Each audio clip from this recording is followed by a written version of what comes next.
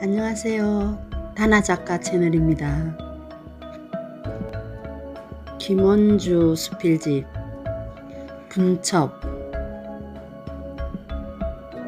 김원주 작가는 신춘문예 통과한 작가입니다.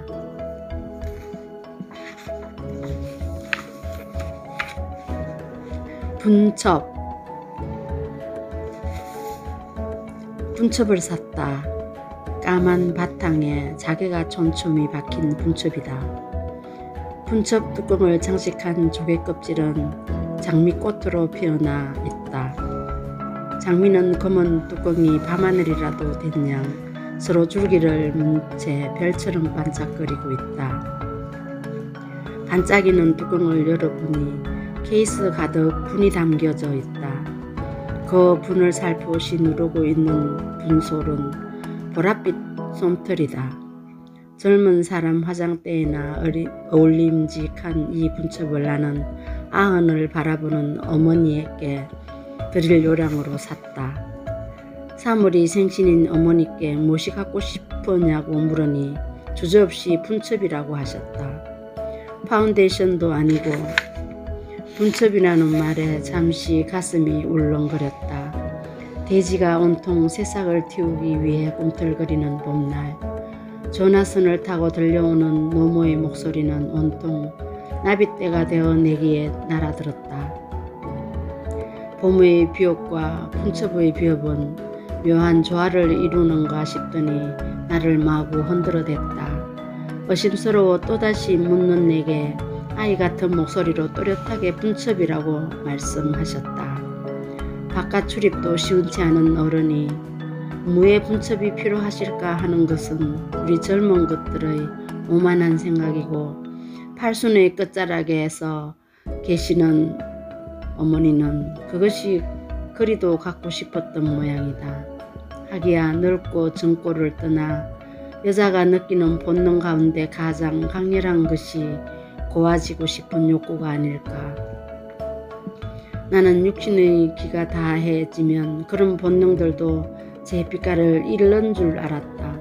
하지만 생이 짧게 남아있으면 있을수록 들끓는 욕구들이 더욱 아이처럼 단순 명료해진다는 사실을 새삼 깨닫게 되었다. 단지 내가 젊다는 이유 하나만으로 어머니의 첩첩 물속 같은 마음을 잠시 잊고 있었나 보다. 굴신조차 힘든 몸일지라도 타인에게 곱고 깨끗하게 보이고 싶은 마음은 누구나 똑같으리라. 분첩을 가만히 들여다보니 서쪽으로 완전히 기운 어머니의 남은 삶이 저 분이 달아지는 동안이라도 온전해야 할 텐데 생각하니 금방 코끝이 메워져 왔다. 갈수록 짧게 남은 세월이 극명하게 제 모습을 드러내니 하늘에서 별이라도 따다 드리고 싶은 심정으로 이 분첩을 산 것이다. 그런데 몇 해 전 어울리지 않게 죽음 앞에 오롯이 앉아있는 분첩을 눈물 거렁거리는 눈으로 바라본 적이 있다. 젊은 나이에 세상을 버린 친구의 염섬실 시신대 위에서다. 불가해한 장막인 유리를 사이에 두고 삶과 죽음, 소리와 정막, 그 사이에서 나는 분명 분첩을 봤다. 피 한 방울 흘리지 않으며 죽음의 풍경을 곱게 살떠내듯 염습사의 손에 분첩이 들려 있었다. 우리의 속성상 훤히 그 풍경을 볼 수 있어도 갈 수는 없는 그 공간에서 육체와 영혼의 이별은 엄숙하게 치러졌다. 흰천을 벗기자 망자의 몸이 드러났다. 염습사는 알코올로 정성스레 그녀의 몸을 닦아냈다. 수차례 반복된 수술로 그녀의 몸은 무너진 성벽 같았다. 폐허 같은 그녀 머리에 물을 뿌려 단정히 빗겨주었다. 오른쪽으로는 관이 준비되어 있고 벗은 아래 또리 순서로 수위가 놓여 있다. 염습사는 수분을 읽고 푸르댕댕해진 그녀 얼굴에 화장을 하기 시작했다. 염습사의 얼굴이 얼마나 진지한지 마치 거울을 보며 자신의 얼굴을 화장하는 듯 했다. 굳어진 그녀의 입꼬리를 당겨 올려 미소를 만들었다. 산자를 위한 위안이겠지만 그녀는 웃고 싶지 않은 듯했다. 망자의 입에 살을 넣더니 손톱과 발톱을 깎고 머리카락을 담아 몸에 끼워 넣었다. 염습사의 노력 때문인지 비로소 그녀의 얼굴이 평안해 보이기 시작했다. 그저 염습사는 눈길로 유리박 가족들을 불러들여 마지막 인사를 하게 했다. 오열하는 가족을 뒤로 하고 머리까지 수의를 씌운 후 온몸을 꽁꽁 묶었다.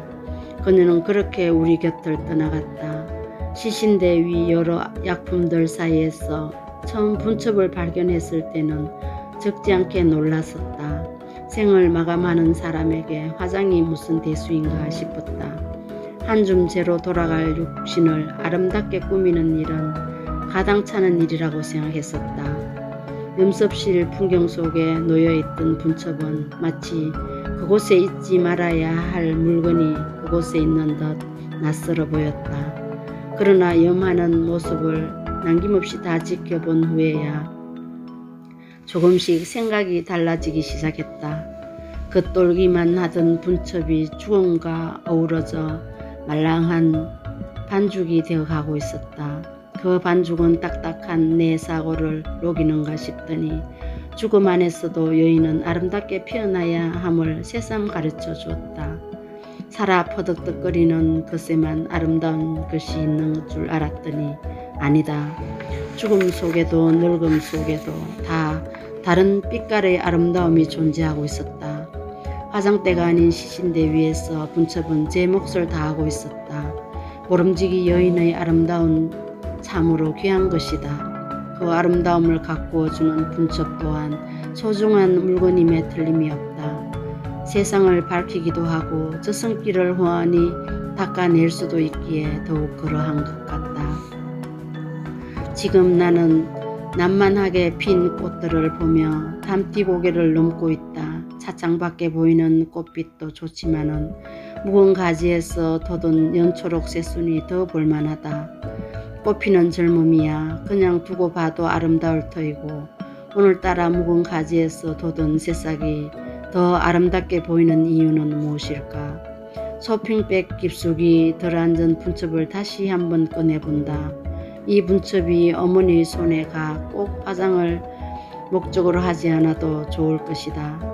그저 고운 분첩 하나 수중에 간직함으로써 어머니의 마음속에 울울 창창 숲이 우거지고 그 푸른 전기를 다 받아들여 지팡이 든 손에 물이 올랐으면 좋으련만 절정을 향한 꽃들의 노동이 한창인 이때에 발순 노모의 아이 같은 아름다움이 분첩 위에서 별이 되는 봄날 검은 분첩을 들고 나는 지금 어머니에게로 가고 있다.